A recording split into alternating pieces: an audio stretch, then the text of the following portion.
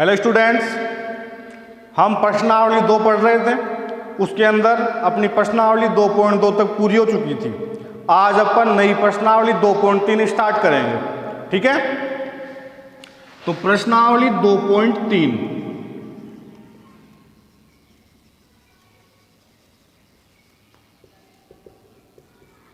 इसमें हमें संख्याओं को अपरिमेय सिद्ध करना है। हमने 9th क्लास में खूब संख्याएं पढ़ी है, दूसरी प्रश्नावली में ही, कि कौन सी संख्याएं परिमेय है, कौन सी संख्याएं अपरिमेय है। सही है, तो इसके अंदर वहां तो अपन ने केवल पहचान की थी कौन सी संख्या परिमेय है, कौन सी अपरिमेय है। यहाँ अपन संख्याओं को अपरिमेय सिद्ध करेंगे।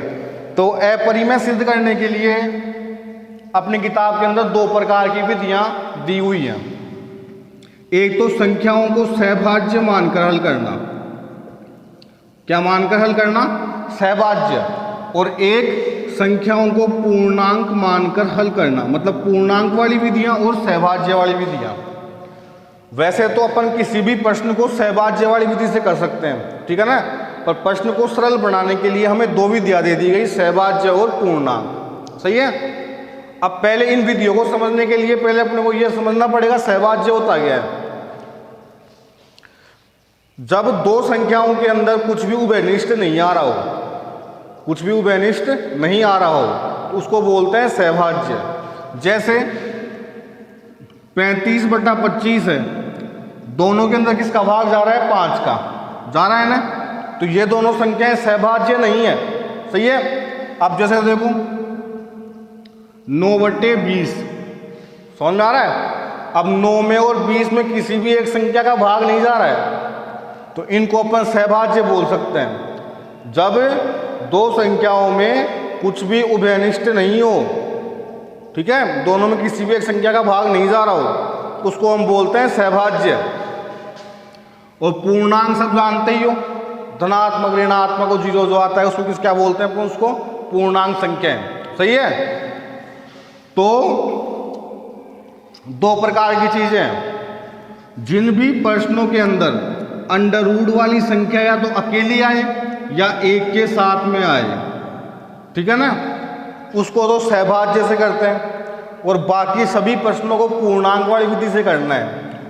अंडर रूट के साथ में कुछ भी आ जाए, 5 - अंडर रूट 3 आ जाए, कुछ भी आ जाए, अंडर रूट के अलावा कुछ संख्या आ जाए, उसको अपने को किससे करना है? पूर्णांक वाली विधि से। और जब अंडर रूट की संख्या अकेली आए या केवल एक के साथ में आए, उसको सहभाज्य से करना है। क्लियर? अब ध्यान से समझना, हमें पहला प्रश्न दिया हुआ है कि सिद्ध कीजिए कि 5 - अंडर रूट 3 एक अपरिमेय संख्या है। पहला प्रश्न है, हमें 5 - अंडर रूट 3 को अपरिमेय सिद्ध करना है। क्लियर? तो हम क्या करेंगे, इस संख्या को अपन पहले परिमेय मान लेंगे।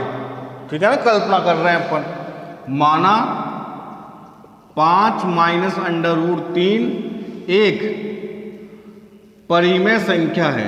हमें अपरिमेय सिद्ध करना है, परंतु अपन ने कल्पना कर ली कि ये क्या है? एक परिमेय संख्या है, एक परिमेय संख्या है। सही है।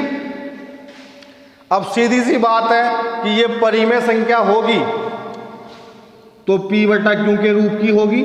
तो 5 - अंडर रूट 3 बराबर P/Q लिख सकता हूं मैं। यदि परिमेय संख्या है, अपन इसको परिमेय माना है, तो ये परिमेय संख्या होगी तो P/Q के रूप की होगी है। क्लियर? यहां P व Q पूर्णांक है। सही है। तथा Q का मान कभी भी 0 नहीं होगा, ये प्रतिबंध है इसके ऊपर, ऋणोत्तर पूर्णांक है। क्लियर? बताया था भी कि अंडर रूट के साथ कोई दूसरी संख्या भी आ जाए तो उसको पूर्णांक वाली विधि से करते हैं। तो हमने लिखा P व Q क्या है? पूर्णांक है। अब इस विधि में क्या होता है, अपने को इसको सिद्ध करना है, तो कुछ भी नहीं करना, बिल्कुल सरल सा प्रश्न है। अंडर रूट की संख्या को यहाँ पे छोड़ना है, बाकी सबको उधर भेजना है। तो मैं अंडर रूट को यहाँ पे छोड़ दिया, बराबर P/Q। ये प्लस का इधर गया तो माइनस का, - अंडर रूट 3 बराबर, यहाँ पे लघुत्तम लेंगे इसका, कितना आएगा क्यू, क्यू का और एक का एलसीएम क्या आएगा एक क्यू, क्यू का भाग क्यू में एक बार, एक को पी से किया तो पी, एक का भाग क्यू में क्यू बार, क्यू को 5 से किया तो 5 क्यू। सही है। √3 बराबर इस माइनस को यहां लगा देंगे p माइनस 5 क्यू बटे में क्यू। क्लियर? आप समझना यहां क्या क्या आ रहा है, p क्यू व 5 सभी पूर्णांक हैं। सभी क्या हैं? पूर्णांक है। कैसे? p को और q को तो अपन ने पहले ही पूर्णांक माना था और 5 पूर्णांक होता है ये हम जानते हैं।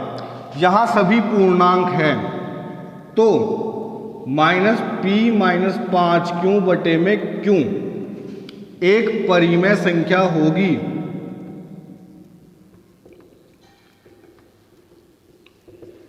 सही है क्या भाई? सभी ये पूरी संख्या ही पूर्णांकों से मिलके बनी है तो फिर तो परिमेय संख्या होगी है, क्योंकि परिमेय संख्या के अपन कोई सी भी संख्या लिखते हैं परिमेय 2/5 कुछ भी, तो ये पूर्णांकों से मिलके बनी होती है जिसको अपन परिमेय बोलते हैं। क्लियर? तो ये क्या है? एक परिमेय संख्या होगी। तो √3 भी परिमेय संख्या होगी। ध्यान समझना, जब ये पूरी संख्या परिमेय संख्या है तो इसके बराबर में ये आ रही है तो ये भी क्या होगी? परिमेय संख्या होगी। क्लियर? परंतु हम जानते हैं कि √3 एक अपरिमेय संख्या है।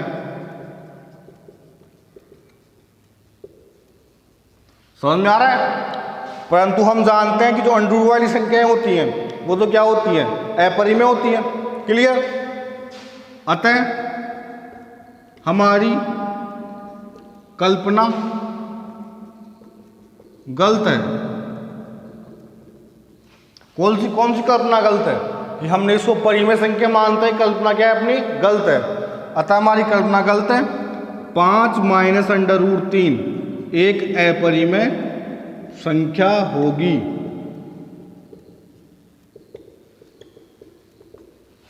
ठीक है? समझ में आया? देखो एक बार,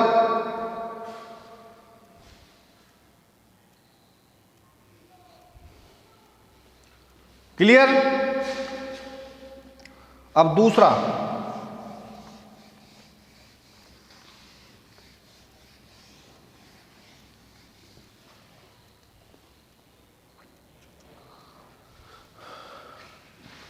दूसरे का पहला हमें दिया है 1/√2। सही है? तो तुम्हें बताया था कि अंडर रूट वाली संख्या के या तो अंडर रूट वाली संख्या या अंडर रूट वाली संख्या के साथ 1 आ जाए तो उसको हम सहभाज्य वाली विधि से करते हैं। क्लियर? तो देखो ध्यान से, वही लाइन मान लेंगे कि माना 1/√2 एक परिमेय संख्या है। सही है? अब यदि ये परिमेय संख्या है तो वही p/q के रूप की होगी बराबर p/q। सही है? यहां p व q सहभाज्य है तथा q0 = 0। q कभी भी 0 के बराबर नहीं होगा। सही है? p व q क्या है? सहभाज्य है। सहभाज्य मतलब समझ ही गए? तुम्हें कल ही बताया था मैं कि सहभाज्य का मतलब क्या होता है। मैंने p को और q को सहभाज्य माना है। इसका मतलब क्या हुआ कि p में और q में किसी भी एक संख्या का भाग नहीं जाता। सही है? उसी को अपन सहभाज्य बोलते हैं। अब सहभाज्य वाली विधि के अंदर मेथड क्या है? इसको क्रॉस मल्टीप्लाई करेंगे। q को 1 से किया तो q, p को इससे किया तो p√2। सही है? अंडर रूट को हटाने के लिए दोनों तरफ वर्ग करने पर, सही है, क्या लिखूं? क्यू का स्क्वायर, पी अंडर रूट 2 का स्क्वायर। तो क्यू स्क्वायर बराबर क्या प्राप्त हुआ, अंडर रूट का तो 2 का तो क्या हो गया स्क्वायर 2 और पी का पी स्क्वायर। सही है। अब आपने एक अंकगणित के आधारभूत प्रमेय पढ़ी थी अपन ने कि किसी भी भाज्य संख्या को अभाज्य संख्या के गुणनखंडों के गुणनफल के रूप में लिखा जा सकता है, ये पढ़ा था अपन ने। तो 6 के अभाज्य गुणनखंड क्या होते हैं, 2 और 3, मतलब 2 का भाग भी 6 में जाता है, 3 का भाग भी 6 में जाता है, ये मतलब था। तो ऐसे ही या क्यू स्क्वायर के सामने क्या आ रहा है, 2 आ रहा है, तो ऐसे लिखा हुआ है कि क्यू स्क्वायर में यदि 2 का भाग जाएगा तो क्यू में भी 2 का भाग जाएगा। नियम होता है ये, दोबारा समझना। जैसे 15 का स्क्वायर कितना है, 225 है। यदि 225 में 3 का भाग जाएगा तो 15 के अंदर भी 3 का भाग जरूर जाएगा, नियम है। तो सही है। तो ऐसे ही इसके बराबर में क्या आ रहा है, ये 2 आ रहा है, तो 2 का भाग यदि क्यू स्क्वायर में जाएगा तो क्यू में भी 2 का भाग जाएगा। तो क्लियर हो गया भाई, क्यू में किसका भाग जाएगा, 2 का। अब अपन ने यहां पे किसके बारे में लिखा है, क्यू के बारे में लिखा है, तो क्यू को अपन ने यहां उतार दिया, बराबर अंक क्या आ रहा है, 2। सही है। और 2 पी और क्यू के अलावा कोई सा भी तीसरा अक्षर यहां मान लिया, मैं मान लिया आर, क्यू बराबर 2r मान लिया। समीकरण 1, क्यू बराबर 2r समीकरण 1 में रखने पर हमें इसको अपरिमेय सिद्ध करना है, तो हमने क्यू की जगह क्या मान लिया, 2, और पी क्यू के अलावा तीसरा अक्षर आर मान लिया। तो जहां भी समीकरण 1 में क्यू आ रहा है वहां अपन क्या रखेंगे, 2r। तो रखो 2r स्क्वायर की जगह स्क्वायर बराबर 2p का स्क्वायर। क्लियर। 2 का स्क्वायर 4, r का r स्क्वायर बराबर 2p स्क्वायर। 2 गुणा में इधर गया तो भाग में 4r स्क्वायर बटे में 2 बराबर p स्क्वायर। 2 का भाग 4 में 2 बार बराबर p स्क्वायर। सही है। अब देखो जो लाइन यहाँ पे आई थी उसी प्रकार की यहाँ पे आ गई। अब p स्क्वायर के सामने क्या अंक आ रहा है, यहाँ पे q स्क्वायर के सामने 2 आ रहा था, यहाँ p स्क्वायर के सामने 2 आ रहा है, तो मैं क्या लिखूंगा, p स्क्वायर में 2 का भाग जाता है तो p में भी 2 का भाग जाएगा। सही है, समझ में आया। वही अंगणित क्या था उत्तर में से। अब देखो अपन ने यहां पे सिद्ध कर दिया कि Q में भी 2 का भाग जा रहा है और P में भी 2 का भाग जा रहा है।